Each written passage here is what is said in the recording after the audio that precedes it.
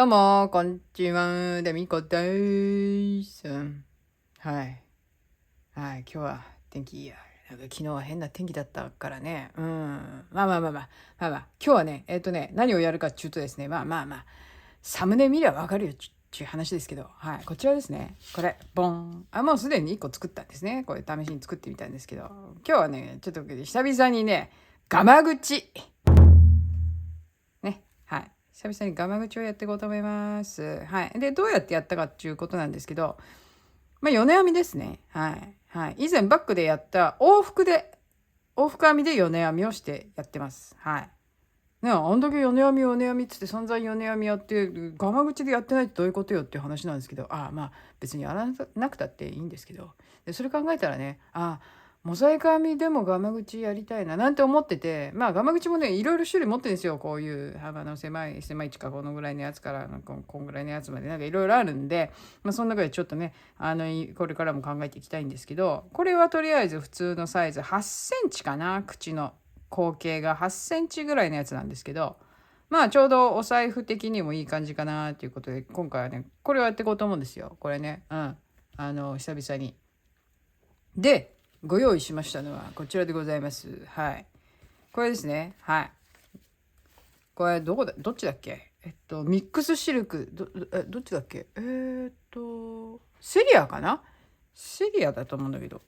ミックスシルク3色ね、ありまして。で、こっちはですね、こいつですね、ミックスシルク、カラー9番っていうやつ。9番。色の名前とかあんの？これ。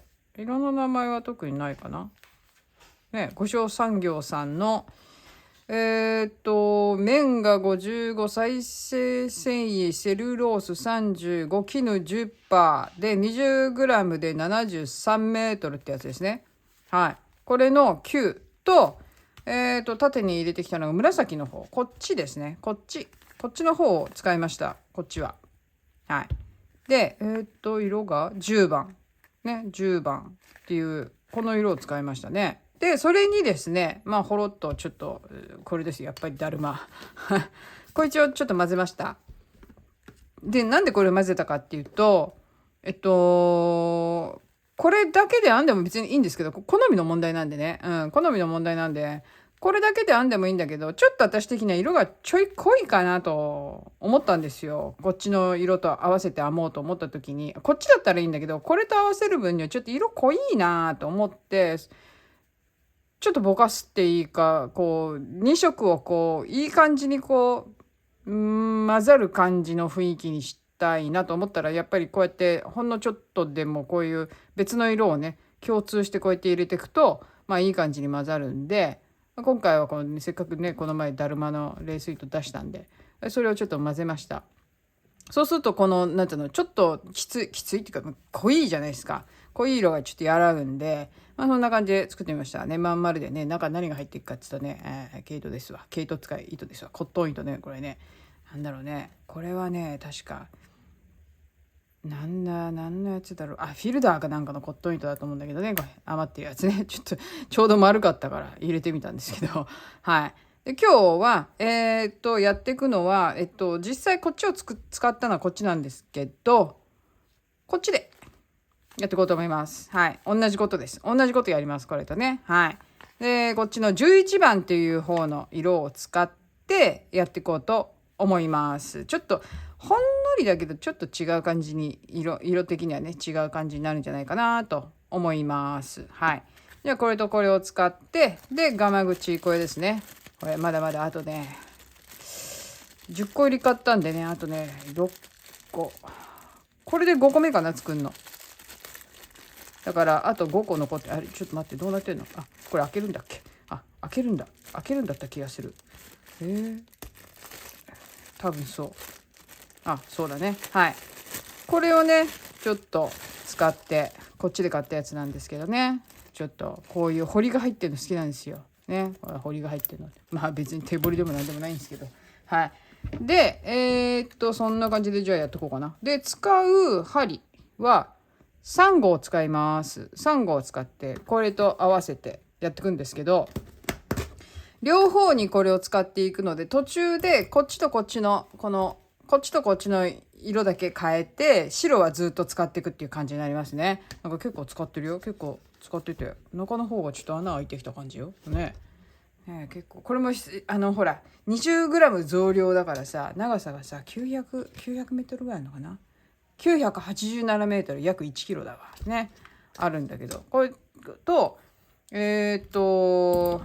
ね使って、でちょっと余ってるやつがあるからね、この余ってるの方からちょっと使っていこうかなと思います。どっち使うんだっけ、こっちから使おうかな。どっちでも一緒なんだけど、まあいいや。はい、こっちから使います。はい、じゃあとりあえずどんな感じで、やっていくかって言いますと、はい、まずはね、円編み普通にしてきます。で円編みでね、何段だっけな、12段ですわ。12段頑張って編みます。はい、口径が8センチ8センチぐらい、8とか 8.5 とかなんで、だいたい8センチぐらいになるのが、まあ合わせてがいいんですけど、だいたい合うサイズがね12ぐらいなんですよ。で11だとちょっとほんのりぴったんこのサイズなんですけど、私は趣味的にはほんのちょっと大きめに作ってぎゅうぎゅうに入れるっていう方が好きなんですね。ガマ口はなんとなくなんかね、中の様子はね、ちょうどこういう感じで調節できるじゃないですか。こう足りないとなんかこう引っ張った感じになっちゃって、この辺がねなんかあんまなんかちょっとかっちょよくないことになると嫌だなと思って、少し余り気味で、ちょっとほんのりこう引っ張りつつ、こう寄せつつみたいな、こっち側に寄せてここピーンと張る感じにして、ちょっとほんのりこっちに寄せつつみたいな感じで、作るのは私はなんかその方が収まりがいい感じっていうか、つける時にもそっちの方がつけやすいし私的にはね、私的にはなので12段編みます。でその後に1段普通に細編みを増し目なしの細編みをして、でその次から、ヨネ編みをしていく感じになってございます。今回は初っ端からいきなりヨネ編みしちゃってもいいかなと思ってるんで、この辺のバランスですよね。この辺のこの出てくるこの辺のバランスでお好みで変えていけばいいかなと思うんですけど、今回はこれは一段あれなんですよ、細編みをね普通にしてからヨネ編みしてるんですけど、今回はそれなしでいきなりヨネ編みしてもいいかなと思ってます。はい。でヨネ編みの部分が、この場合は14段入ってます。はい、14段入ってるんで、今からやるやつは15段にするかもしれないし、ちょっと気分だよね。そうだね、いきなりヨネ編み始めちゃってもいいかなね。なので15段ぐらい入れて、で最後にずっと細編みをして、で、入れていくって感じですね。で高さがねだいたいね、こう編んだ時の高さがね6センチぐらいかな、6センチぐらい。でこれがちょっとどんな感じになるかっていうとね、深さ的にはね、丸いの入ってると分かりづらいかもしれないけど、このぐらいのサイズなんですね。高さ的にはこういう感じなんですけど、あんまり深すぎてもこう取りづらいし、このぐらいのサイズが私的にはお好みのサイズなので、だいたい6センチぐらいの高さね。前はね8センチぐらいにしてたんだけど、8センチはちょっと長いかなと思ってね、このぐらいの方がちょっと可愛いかなとね、収まりがいいかなと思って6センチ、この辺どこ、カメラ見えないんだ。この辺か、この辺置いといて、こけるわ、ダメだ。はい、丸なんでねこけるんですよ。いいや、はい、置いといて。はい、じゃあそれで始めていこうと思いますよ。ようやく。はい、すいません、もう前置き長くてすいませんねいつもね。はい、じゃあ3号の方で始めていこうと思います。で中心部分をしっかり締めたい場合はやっぱり二重の方がいいなって私はちょっと思ってるんで、今回は二重でいこうかなと。はい、二重でねこっち押さえて12と回したら、ここでピュッと全部まとめて、でひっくり返して私はこうやって持つんですね。はい、ほいでここから入れて真ん中に拾っていきます。で細編みを6つ、普通の輪の6目、細編み6目の輪の、作り目ですね。はい、4、5、6、はい。でピュッと引っ張っといて、端っこ引っ張って動いた方ね、動いた方、こいつの方をこう上の方ですね、上の方を引っ張るともう一個の方が縮まるんで、ここでギュッと引っ張る。でビュッと止める。はい、こんな感じです。はい、1、こっち根元のここね、こっから数えて1234566、6番目の頭に針を入れて、はい、引き抜いて、はい、でギュッギュッとしてね、で立ち上がってギュッギュッとして、で1つの目に2つずつ入れて増し目をしていきますね。とりあえず2段目は1つのところに2つずつ入れてきゃいいんで、あんまり頭使って使うこともないかなっていう話でね。はい、はい、1目に2つずつです。細編みを、普通の細編みを入れていきます。で気持ちね、ちょっとね中心部分はねきつめにやった方がいいと思います。はい、はい、1目に2つずつ入れてきましたね。ちょっとこれ巻き込むの忘れてたんでちょっと戻りましたけど、はい。でこっちから数えて全部で12個目があるかどうかね。123456789101112、はい、12あるんで12個目のここに針を入れて引き抜きます。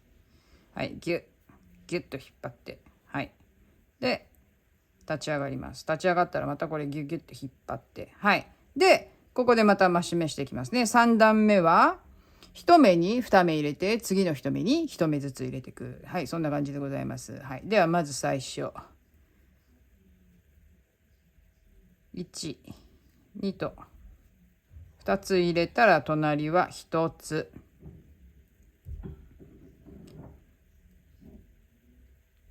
でまたここに2つ入れて、お隣は1つ。はい、とりあえず3段目はこんな感じですね。はい、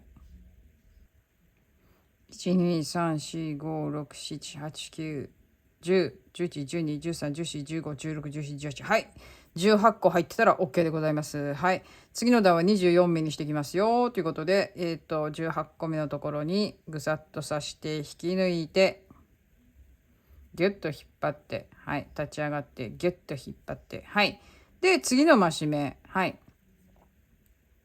次からは注意しなきゃいけませんね。前段で増し目したところ、同じところにで増し目しないようにずらしていきます。でこれ次4段目になるんで、4段目の場合は増し目と増し目の間が2つの、細編みになりますね。1目ずつのね、増し目増し目 VV ですね。 VV の間のその1つだけ細編みを1目に入れていくのが2つ。これは段数が4だったら2、5だったら3、つまり段数引く2の数が増し目と増し目の間の、細編み、普通にする1個ずつする細編みの数になりますね。で、同じとこで増し目しないようにするんで、今さっきはここで増し目してるんで、ここはちょっと2つすっ飛ばして、とりあえず1つ細編みを入れ、2つ細編みを入れ、はい、で3つ目で増やします。どっちでもいいんですけど、とにかく重ならないようにしていく。基本的にはまあ2目ぐらいずつこう横にずらす感じで、入れていくのがいいのかなっていう感じですけど、なるべくこう散らすっていうかね。はい。まあいろんな方がね円編みやってらっしゃるんでね、それをね見ていただければねわかるかと思うんですけど、まあ大体2目ずつぐらいずらしてんじゃないかなっていう感じはしますけどね。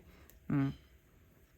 なので重ならないように注意しながら、この段を24目にしていきます。で喋りながらやってるとね、どこで増やしたか分かんなくなっちゃうんだよね。あれどこで増やしたし、はいはいはい、今増やしたところでね。はい。で12と入れて、でここに2つ入れるとね。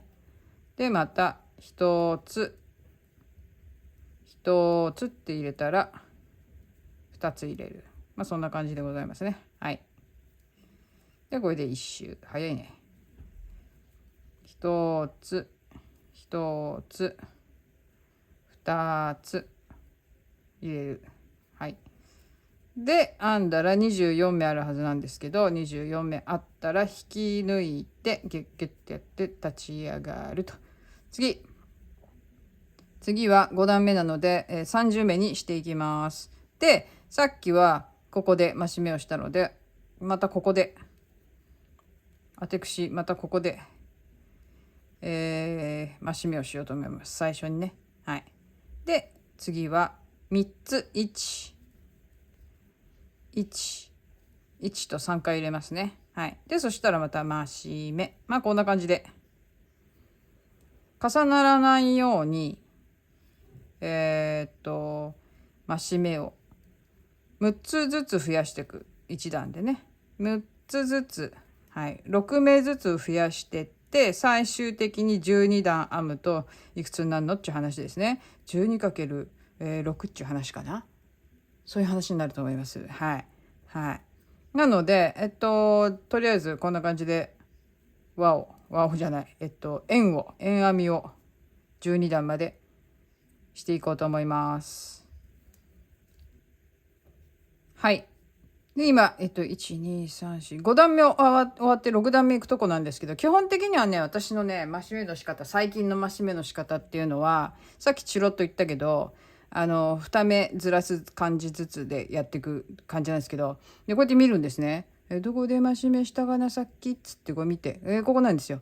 なのでここに2つこことここと入ってるんで、てってっていう2つ手前のここで増し目しようっていう感じで1 2 3と編んで、でここで増し目するんですね。ここでこうやって増し目して2つ手前みたいな感じで増し目して、でまた今度は6段目なので間が4つなんですね。なので1 2 3 4と入れて、それでまたここで増し目する。そうするとここの増し目してるところの1個2個手前ぐらいのところになるんで、こういう感じで最近はやってます。はい。こんな感じで、そうすると今何段編んでるからみたいな感じよりも、こうなんつうの見てね、こうなんとなくできるよっていう話ね、決めちゃえば自分の中で法則でこう入れてるとこの1個2個手前で増し目するみたいな感じで決めちゃえば、数とか数えなくても、数っていうかその何段で今じゃあ何個開けなきゃいけないとか考えなくてもできるっちゃできますよねっていう話でね。はい。数えればいいんですけど、ここ間のところね分かるんですぐ。4だよね。4でここね、ここで増やす。これで36目にしてきますね、ここの段はね。はい。じゃあこのまま一気に12段編んじゃおうと思いますよ。はい。12段編んでいこうと思います。はい。こんな感じで12段編んできました。はい。がっつり12段バッチリコン編んできましたけれども、はい。でここからじゃあ側面に入っていくんですけど、そっか、大体じゃあどんぐらいあるかっていうのをちょっと測ってみようかね。測ってはい、今の時点で 8.5 ぐらい、もうちょっとあるか、9弱あるね。はい、9弱ありますが、これと合わせてみるとちょい大きい感じ。だけどこう来た時にね、こうなんつうの、ぴったんこだとちょっとおいら的には、私的にはちょっとスカッてしてんなっていう、なんかちょっとギューって感じの方が好きなんで、こんぐらいですね。ちょうどこの枠の外側ぐらいの大きさ、外側に来るぐらいまでの大きさが私的にはちょうどいいんで、こんな感じで進めていきたいと思います。はい。じゃあ次側面に入るんで、引き抜いてどうしようかな。ここはでもいいか。ここはいいや。普通に立ち上がりますね。ここね。はい。立ち上がって根元に一つ細編みを入れて、でそしたら鎖編みを一つして一つ飛ばして細編み、鎖編み1つで1つ飛ばして細編み、鎖編み1つ飛ばして細編み。はい、こんな感じでこの段を編んでいきます。はい、1段編んできました。じゃあここでどうするかってことなんですけど、色を変えていこうと思います。はい、で色を変えていくんですが、どうやって立ち上がるかっつうと、基本的には目立たない立ち上がりを利用していきます。はい、後ろから入れて、これを引っ掛けて後ろ側に出します。でここの時点で色を変えていきます。なのでこれか、これだね。でグニグニっと中のこいつを抜かなきゃいけないね。この中に芯が入ってるんでね、これね。よしよしよしよしよしよしよしよし。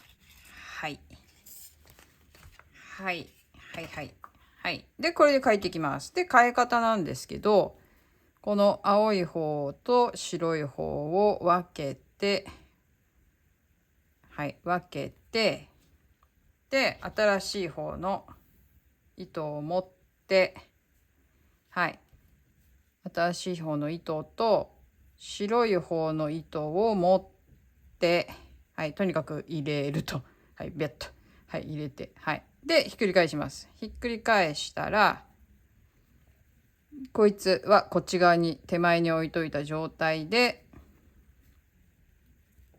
はい、で戻るような感じになりますね。だからね、ひっくり返して往復編みになるんで、ですぐ左側のこの鎖編みをしたところね、鎖編みをしたところに入れて、そのまま立ち上がります。こんな感じで、はい、立ち上がるっていうか一目編み入れますね。これでもう一つ立ち上がっていくから、はい。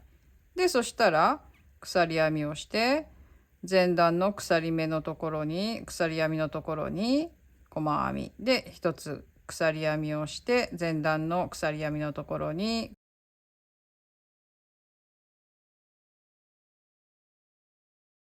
はい、この薄いブルーで一段編んでまいりました。はい、裏側から編んで、はい、次表面に行く時ですね。はい、裏から表に行く時の立ち上がり方はちょっと違いますよっていうことで、どうやって立ち上がるかというと、ぐさっと刺して普通に引き抜きます。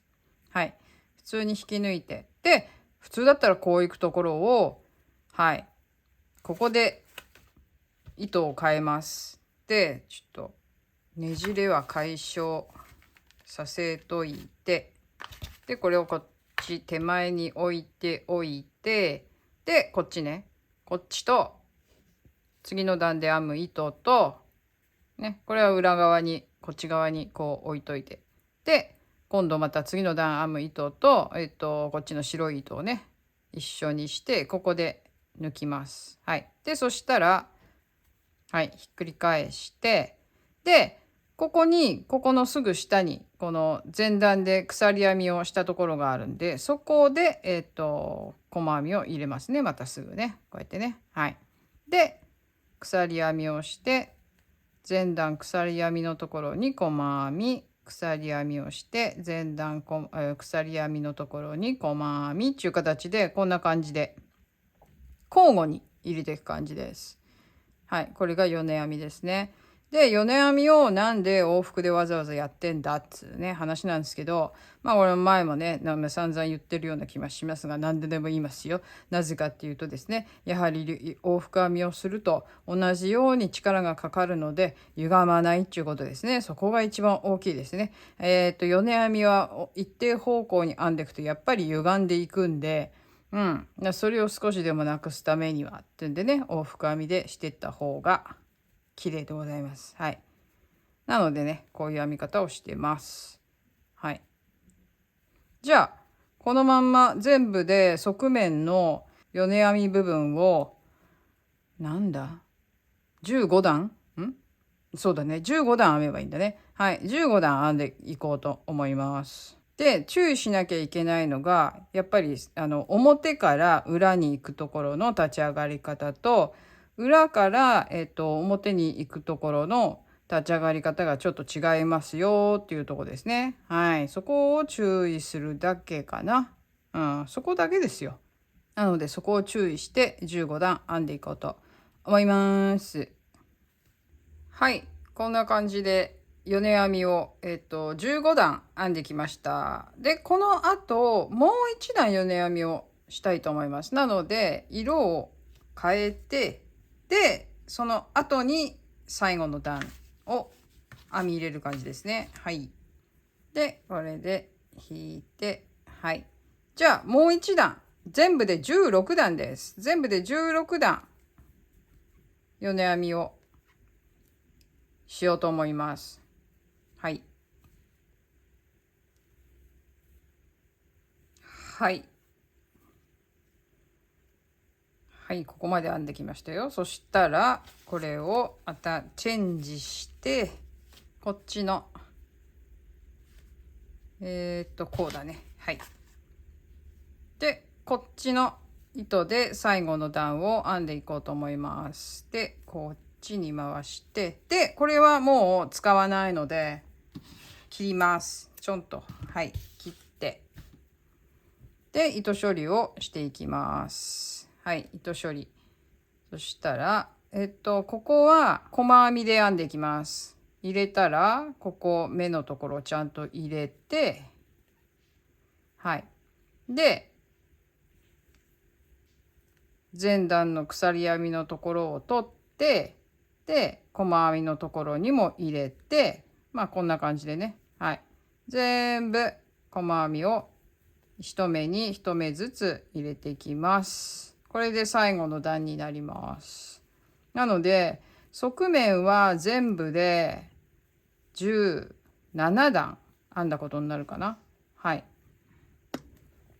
じゃあ一周していきます。はい。これで最後の1目まで入れました。で、これで終了ですね。はい。これで終了になります。ね。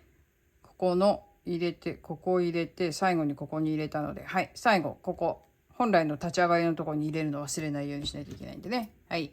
で、いったらチュンと切って、はい。で、閉じます。閉じます。閉じます。はい。で、ここの隣、2番目の頭に入れて、はい、うまいこと閉じます。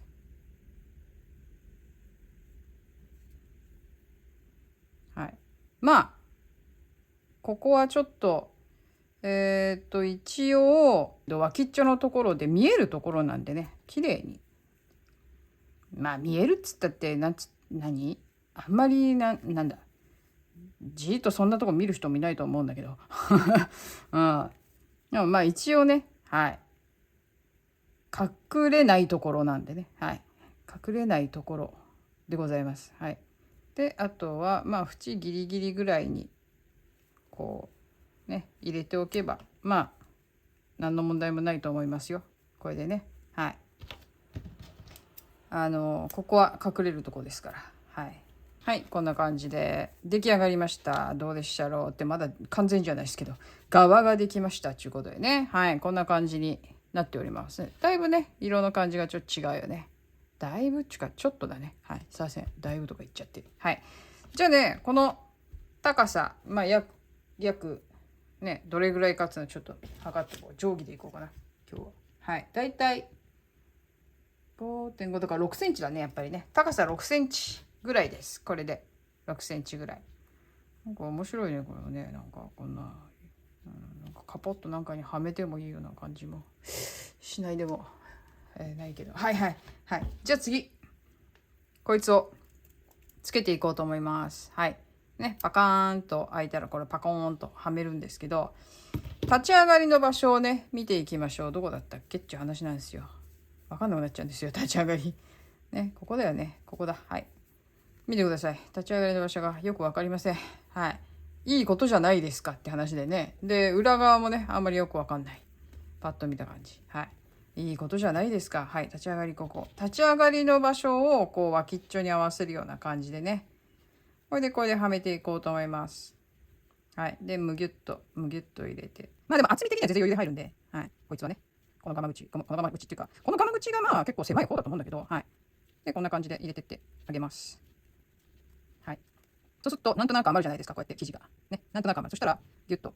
ね。どこ私がいい？あ、ここか。はい。こうちょっとずらして。で、これをギュッと入れてあげて。ギュッと入れて。はい。こんな感じでね。で、こう余ってる感じがあったら、こうちょいと引いて、つって。で、ここは、こう、なんていうの、ここは寄らないように、まっすぐ入れて。で、ちょっとこれね、ギュッギュッギュッギュッと。均一に。だけど、ここは、ね、こういう感じで。こういう感じでいいんじゃないかな。はい。はい。こんな感じでいいと思います。この方がね、こういうちょっとね、ギュッギュッギュッギュッ入れる感じの方がね、私はね、安心できるんですよ。なんか、ちょっとちょうどよかったりとかするところ、なんつうの、こう、縫ってる時に外れたりとかしてイラッとするんだわね。うん。それもあるんですよ。それもあるんで、ぎゅうぎゅうの方がつけやすいです。はっきり言って。はい。こんな感じでいいかな。ね。はい。じゃあ、これでつけていきたいと思います。はい。ですね、こっちはぶっとい糸を使いますね。ぶっとい糸で、2本取りでいきます。2本取りでやる理由っつうのは何かっていうとですね、玉留めがね、止まらないじゃないですか、これって、はっきり言って。うん。それをね、止めるためなんです、実は。で、どうするかっていうと、こう来てこう来るんだから、こう一回この辺、ちょっと内側、ね、ここよりちょっと内側から始めます。で、ここ止めるときにですね、引っ掛けるんですね。はい。これがやりたいがために2本取りでやるっていうところもあるんですけど、これやっとくと絶対外れないじゃないですか。そう。だから終わりがどうしようって話なんですけど。で、これで2番目の穴に、ね、こっちから2番目の穴に入れて、ね、2番目から始めます。1番目は編まないわけじゃないですよ。はい。戻るんです。はい。返し縫いなんで。はい。で、ギュッと入れて、で、返し縫いでブスッと刺しますね。で、刺す時に、この1段、これ編んでるじゃないですか、この1段。で、こうギュッと入れてるんだけれども、ギュッと入れてね、こうやってやってるんだけど、まあ大体ですね、この、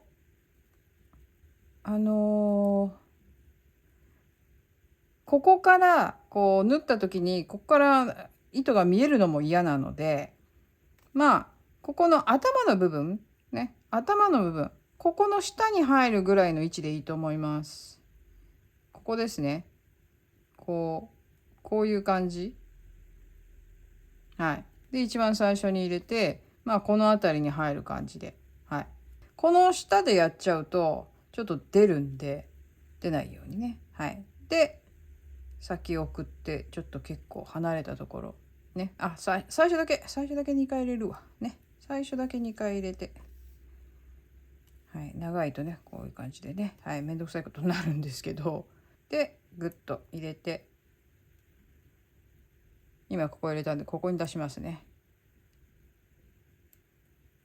はい。こう出して。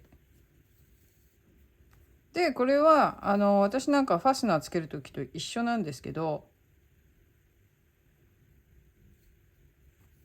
こう、で、ここに戻るわけですね。ここに戻る。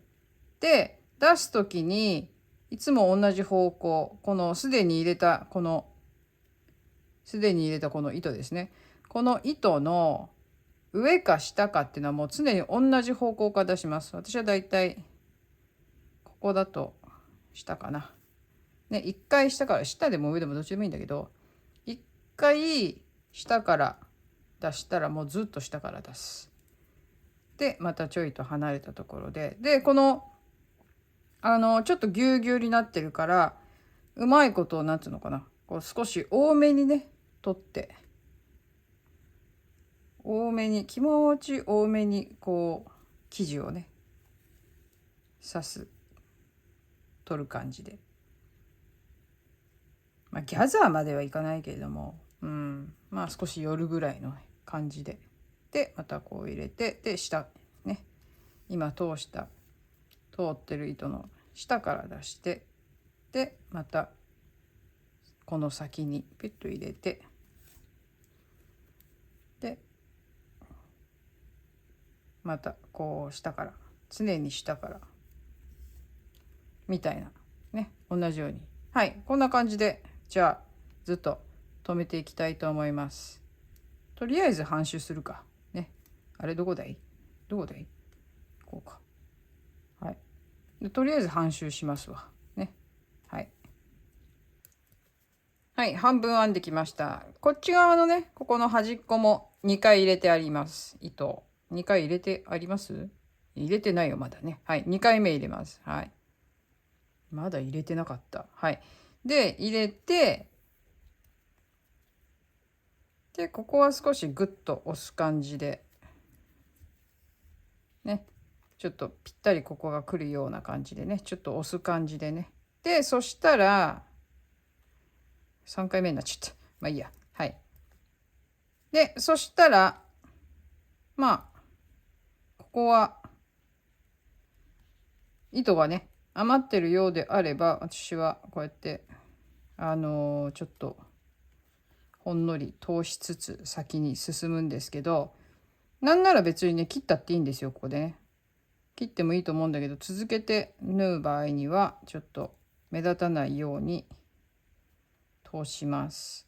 はい。で、ここまで来たので、そしたら入れて、ね、ここだけはちょっと、この幅をね、ちょっとしっかり取って、ぐっと押し込むような形で、針を刺して、絶対引っかかんだよね、こうやって。絶対引っかかんだよ。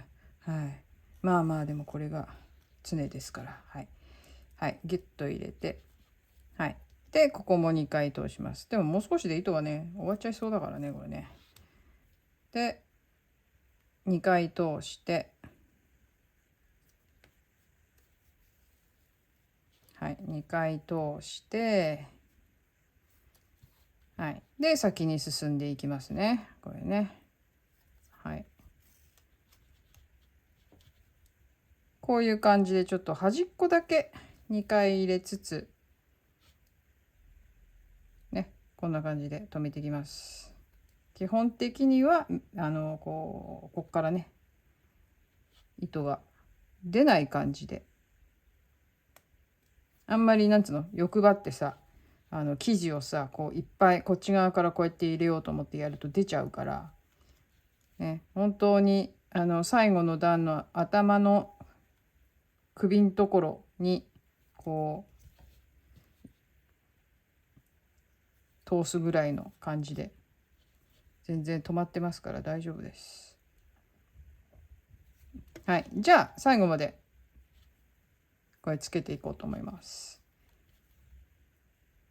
はい、糸を足したんで、じゃあこれで落ち着いて残りを編むことができるんで、ほんのりちょっとおしゃべりでもしようかなと思うんですけど、何をしゃべろうかなというのはもちろんね、オリンピックの話なんですけど相変わらずね、オリンピックの話ね。まああれですよ、いろいろね、バスケの誤審とかあるけどね、私もあれ見てて、私は叫びましたよ。ファールじゃないじゃんっつってね、見ながらね、どこがファールなのって言って、ファールじゃないよ、ファールじゃないよっつってうちの家人にも説明したんです。うちの家人はね、バスケあんまり知らないんで、で、今のはファールじゃないっつって、必死こいて私は言ってたの、なんだよあれっつって、ファールじゃない、ファールじゃないっつって言ってたんだけど、まあまあまあなんて言われてさ、でもさ、なんか結局あれでほらフランスね、あれ、まああれでとは言わんけれども、あれがもしファール取られてなかったら日本にだってね、日本勝ってたかもしれないっていう場面でしたから、ね、あの時だってまだ4点差の時でしょ、あの時って84対80ぐらいの時で日本がこう勝ってたっていうか先行してたタイムでね。で、残り15秒だったんですよ。残り15秒で、でも15秒あるから、わかんないわけ、バスケって本当に。で、15秒でまんまとひっくり返されて、あんな感じでファール取られたりとかね、いろいろあるから、本当にね、バスケはね、ギリギリまでわかんない。残り5秒だってわかんないんだから。うん。もうやってた人間、やってたっていうか、まあ、大きな声でやってたとは言えんけども、結構サボりながらやってたからね、あれなんですけど、お遊びで、ね、自分的にはお遊びでやってただけなんで、あれなんですけども、あのね、最後残り5秒でも分かんないんですよ、本当にバスケって。なので、まあ、やってた人は分かると思うんですけど、なんでね、15秒でも私ね、これまずいな、まずいな、まずいなっていうか、なんていうの、気抜くな、気抜くな、っつって。でもやっぱりファールを取られたところからなんかこう集中力が途切れたみたいな感じがあって、でそれでね、うわーと思ったんだけど、まあなんとかそれでもね、なんだ、落ち着いて、でそれで延長戦に入っていくわけですけれどもね。で延長入らずにこうお疲れて延長戦に入るんですけど、あれがね、もうお疲れなかったらね、本当あのまま勝ってたとは思うけども、まああれでね、お疲れた方は集中力途切れる可能性大だよね、ああいう時はね。で追い上げてった方がこうなんていうの、こう気力持ち直してさあ行くぞみたいなね、そういうとこあるよね、やっぱね。まあまあ、でもバスケはね見てない人も結構もしかしたらいるかもしれないからあれなんですけど、なんて言ったってでも私今日喋りたいのはね、トライアスロンですよ。トライアスロン、かわいそうにあんなとこで泳がされてと思ってさ、セーヌで泳ぐっていうその何なの、選手のことを一番に考えてないよねって、本当になんかもう自己満足的なさ、主催者側のその自己満足的なあれだよね。暴挙にしか見えないと言いますか、私的にはね、本当に。だからね、あれなんで選手もね、セーヌで泳がされるっていう、それがどんなことなのかって、まあ皆さん分かってらっしゃると思うんですけど、誰だよセーヌでやらせるっていう。私トライアスロンをセーヌってかそのパリのね市内でねセーヌを泳いでやるんだって聞いた時に私はあと思って、だってこの110年基本的に遊泳禁止ですよ。でバクテリアの数が大腸菌ですけどの数が多すぎて泳げないんですよ基本的に。そんなとこでさ、でみんな言うじゃない、なんかさ、もうパリやるの決まってたんだからなんでそんな水質改善できなかった。やってるんです、水質改善やってるんです。皆さん間違えないでくださいね。なんで水質改善できなかったんだうんぬんかんと言いますけど、やってるんです。はい。でもやっててもダメなんです。なぜかっていうと、水質をね改善っつったらね、やっぱりね街からきれいにしなきゃいけないわけよね。だけどそんなことお構いなしの人たちばっかりだからさ、いや今はね以前よりもねその街中にこうポツポツ落ちてる犬の糞ってのはね減りましたよ。確かに減った。もうそこら辺は意識がちょっとね上がって、みんなねうんこ袋持って歩いてますよ。で街中にもうんこ袋どうぞっつって無料のうんこ袋とか置いてあったりするんですよね、あっちこっちで。そこはね意識高まった。だからね昔ほどは落ちてないかといだけど昔ほどは落ちてないだけで、まあ落ちてるんですよ結局。で人間も結構ね立ちションするんすよあの国は。で路上生活者も多いし、そういう人たちはもう全然リスペクトなんてないし、でセーヌの脇っていうのはネズミ、ドブネズミもねすごい多いし、で特にねセーヌの蚊が終わったから先に終わりにしようかね。じゃあ続きは後で続きは後で、はい、続きはおまけで喋るわね。でこれ最後ねなんですよ。いつもねこれをねどうやってねこう終わりにしようっていうのがね一番困るんですこれ。なぜなら抗菌でしょ、邪魔するでしょ、針邪魔してなかなかこう針がうまいこと通らない。玉結びしても外れるよねっていう話ですよ。そうだからこうやってねなんとなく引き返し編みで何回かこう繰り返して結ぶっていう方法ももちろんあるんですけどね。だから例えばこうやってやったらね、これ2本あるわけだから、これをちょん切ってね、例えばこれポンとちょん切って、この辺にちょん切るか、この辺にちょん切るか、はい。でこれちょん切ってね、で方法としては1本だけまた別のところに通すじゃないですか。1回ねちょっとこうやって引き返してもいいし、こんな感じでちょっと1本だけね通す。これで通して低かった通してでここでねで結ぶ。こういう方法もありますけど、でねこれ目立たないからね結んでも、はい。これで外れることはないと思います。でそしたらまた針に入れて、はい、でこれで糸処理をする、やりやすいところにそんなに目立たないからね。こんな感じですね。はい。でこれでいいと思います。こんな感じで、はい、出来上がりました。はい。さあじゃあどうかな。はい、出来上がりました。はい、こんな感じです。サイズ的には、サイズ感はこんな感じになりますね。なんか私はね、だからね、このぐらいのサイズが可愛くて好きなんですね。で、物を入れるとどんな感じになるかっていうのをね、またちょっと、はい、ちょっとね、糸を中に入れて足りるかな。ね、こうやってちょっと物を入れてどんな感じになるか。ね、パンパンにならないぐらいでどんな感じになる。こんな感じですわ。はい。こんな感じになりました。ちょっと、はい。こうですね。はい。綺麗に形を出してあげて。なんかいっぱい入ってないから。ね。もうちょっと入れっか。はい。はい。うまいこと入れました。柔らかめのものを。はい。こんな感じになりました。はい。いかがでしたろう。ね。こっちと比べても、これパンパンに入ってるからあれだけど、ね。こっちと比べてみても、一段ね、ここが一段上から始まってるんで、割合的にはね、お好みですけども、そうね、パッと見て落ち着くのはこっちかな、やっぱり。でもこっちもこれでいいんだけどね。はい。こんな感じで、ベースの糸は同じ糸で、もう一本入れていく糸を、これと、新しいの出そう。ね、はい。これがこっちで、これがこっち。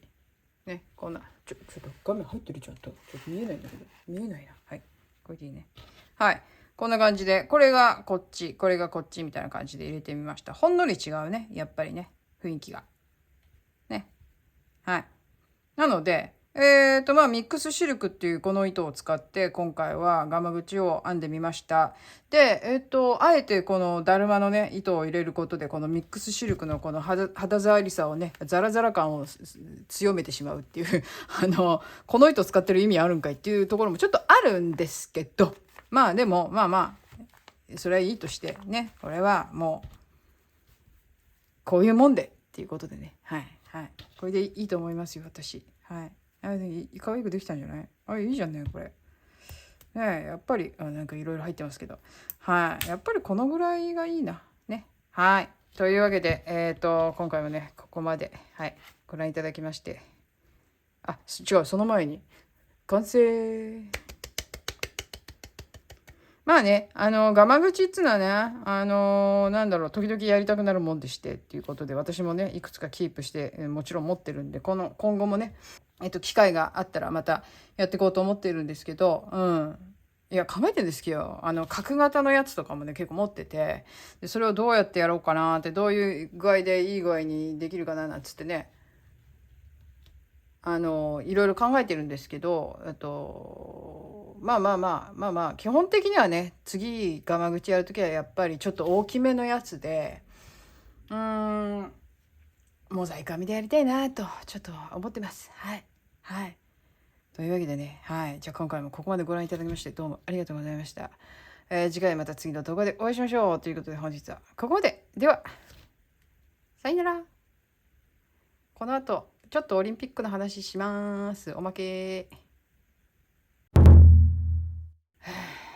というわけで、さっき話してた話の、途中から、続きをね喋ろうと思うんですけど、トライアスロンね。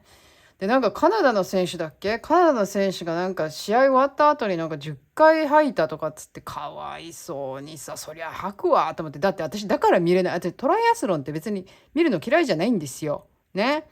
トライアスロンと、あとは冬のバイアスロンとか、バイアスロンね、結構見るの嫌いじゃないんですよ、ああいうのね。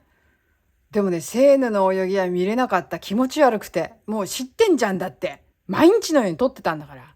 で、セーヌがどれだけ汚いかって知ってるから、やっぱり。で、例えばね、セーヌを一生懸命きれいにしようっていうね、試みはもう何十年も前からやってんの、実は。みんなね、オリンピックまでに水質改善をできなかったんかって言うけど、ね、やんなかったのかって、100年もね、110年も放置してたのかって言うけど、いや、そんなことないんですよ。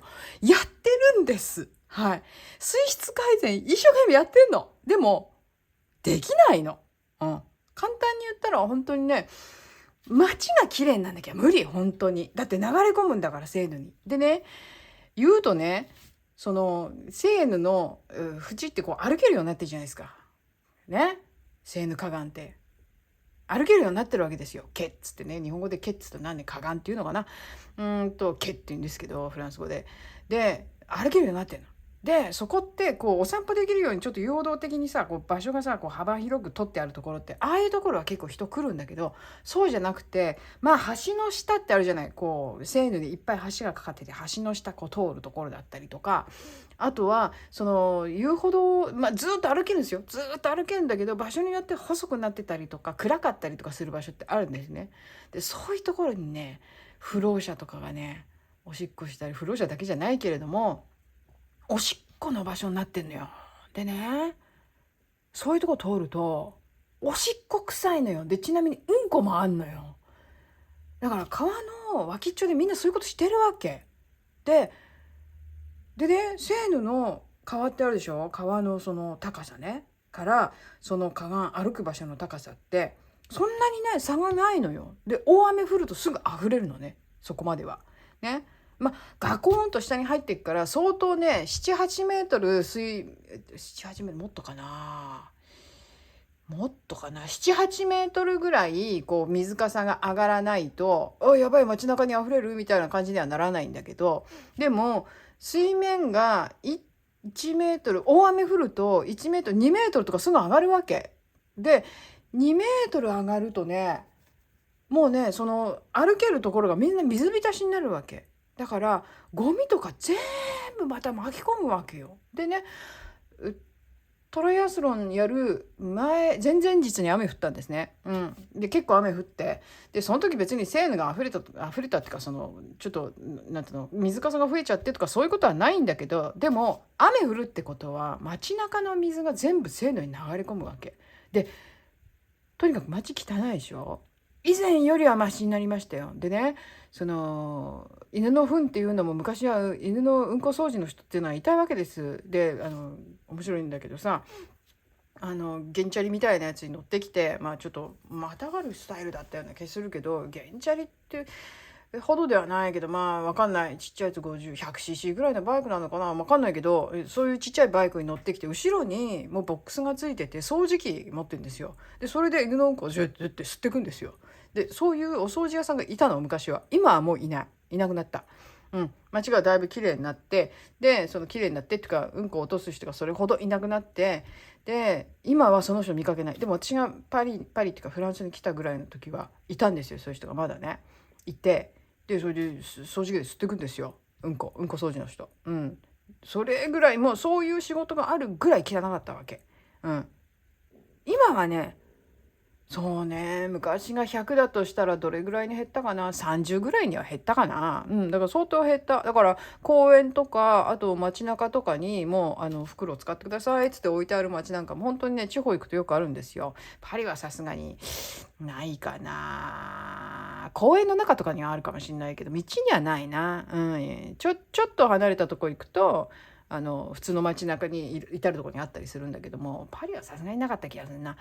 でそれででもそんなだからさ、でもね、人もねよくねタッチションすんのよ。でね、タッチションポイントっつうのがあんのよ。すぐ分かんの。もう道歩いてると、あ、ここタッチションポイントっつうのがあって、ちょっとね、パリの街ってさ、こう道路あってもさ、建物がデコボコしてたりすんのよ。建物の建て方がね。この建物は道路ギリギリに立ってるけど、歩道ギリギリに立ってるけど、こっちはへこんでるとか、このへこんでるとこがおしっこポイントなわけ。そんなとこいくらでもあんのよ。ね。で、私ははっきり言ってセーヌの近くで働いてたんですね。で、セーヌ川の近くで働いてたんで、毎日のように通るわけですよ。やっぱりセーヌ川の近辺をね。いやもういかにその辺りっていうのは観光客も多いし人も多いから汚いのよ。とにかく汚い。あれが雨降ったらしかもその街にね、昔の名残で、新しい通りはもうそういうのないんだけど、例えば古い通りってあるじゃない。でセーヌの近くの通りって古い通りがまだ残ってたりするわけよ、結構。で古い通りって何かっつったら、まず石畳じゃない。石畳なんだけど、石畳の真ん中にこう溝になるようにこう作られてるのよ、溝にね。溝、こういう少しこういう V 字に、ゆるい V 字のこう溝になるように作られてて、でそのなんていうの、このパントっていうんだけど、フランス語でパントなんていうの、坂っていうか、その角度がついてるわけ。それがだからこうみんながこう雨降ってこうやってジャッジャッジャッってやると、それがビャーッとそこから流れるようにできてんのよ、道が、昔の道が。そうすると全部それが結局下水の方に落ちるように、今ね、新しい道路とその古い道路のもうぶつかり合うところで、その下水に落ちるようになってるわけよね、今ね。で下水に落ちたやつが、全部線路に流れてくわけよ。雨の薄いだよね、はっきり言って扱いで。でも汚い街を全部ゴミをこう持ってきたやつがダーッと流れてくわけ。そういうところでさ、世界トップクラスってわけでしょ、オリンピックに出てくるってことは。そういうアスリートたちをさ、泳がしていいんですかって大問題だと思うんだよね。自分たちのメンツのために選手の健康はどうでもいいんですかっていうさ、もうエゴイズムの極みみたいな。なんか私トライアスロンちょっと見てらんないと思って。でそれでほら、その日の結果発表とかでやるじゃない、セーヌの泳いでるシーンとかも見てるだけで気持ち悪くて、もうね、ほんと汚いのよ、本当に。で改善しようとしてんのよ。だけどできないのよ。ずーっとやってんのよ。私が来た時からもずーっとセーヌに魚をってね、セーヌに魚が戻ってくるようになんつって言ってるけど、ここ100年遊泳禁止なんだから。泳いだら死ぬって言われてんだから。で、言ってたよ、ニュースで言ってなかった、道頓堀の4倍の大腸菌ですよ。ちょっと、菌も。って思っちゃうわけよ、やっぱりね。この選手がとにかくかわいそうで、本当に選手がかわいそうって思うようなことが本当に多いなって、今回のね。だからそのパリの街並みを利用してとかっていうね、そのエゴイズムですよね、ある意味ね、それって。だってさ、トライアスロンなんて街中でやる必要ないんだからさ、もっとなんだろう、やりやすいとこでやればいいじゃない。なんでわざわざパリでっていう、もうエゴだよね、はっきり言ってね。パリの中でこうやらせたいっていうさ、選手の誰がセーヌで泳ぎたいと思っただろうって思うわけ。まあセーヌの川が本当に綺麗でね、清流でっていうんだったらいいよ。まあ最初からそのトライアスロンの水泳をセーヌでやるって聞いた時、私耳疑ったからね。何言ってんのと。そんなジョーク言ってるやついるんかいと。誰が泳げるんだっていう。でもね、かわいそうなことにね。いや、話長くなっちゃうからごめんなさいね。話長くなっちゃうごめんなさいね。でもね、あそこっていうのは、まあいろいろ沈んでたりとかさ、まあ事件もあったりとかさ、いろいろするわけじゃない。そうするとさ、あそこをさ、警察っていうのはさ、あそこさらったりするわけ。ね。でね、時々警察ってのは訓練してんのよ。でね、船出して警察がポリスがこう訓練してたりするわけ。その中に潜水の訓練もあんのよ。かわいそうに時々セーヌをそのポリスの人が潜水服着て、あれはね、ただのシュノーケルだけかな、背負ってたかな。タンクは背負ってないと思う、普通に泳いでたから。だから訓練してんのよ、時々ポリスが。それ見ただけだって、ちゃんと着てんだよ、ダイビングスーツみたいのを着て、全部全身を覆った状態でシュノーケリングのシュノーケルをつけて、それで泳いでたりとか、まあそれなしで泳ぎのあれもしてる時あるけど、このなんていうの、中を見るっていうね、あんなんで何も見えないと思うけど、なんかそういう感じのやつの訓練してたりすんのよ、たまにね。見んのよ、それ。年に何回かやってるんだけど、何回か分かんないんだけど、それを見るだけではかわいそうって思うのに、何のあれもない防備もない選手がああやってね泳がなきゃいけないってね、きっついわと思って。しかもね、水泳やってる人はわかると思うけど、クロールでしょ。普通基本的にはクロールで泳いでくじゃないですか、一番早いから。でクロールって息継ぎする時ってさ、口をさ全部出すわけじゃないですからね。半分ですからね。口半分ね、水の中に半分埋まった状態で息をするわけです。水泳やってる人はわかると思うけど、あんな口全部出さないじゃない。そんなこと言ったらタイムロスだからね、はっきり言ってね。こんなのタイムロスになるんで、基本的には口半分しか開けないで半分で息吸うんですよ。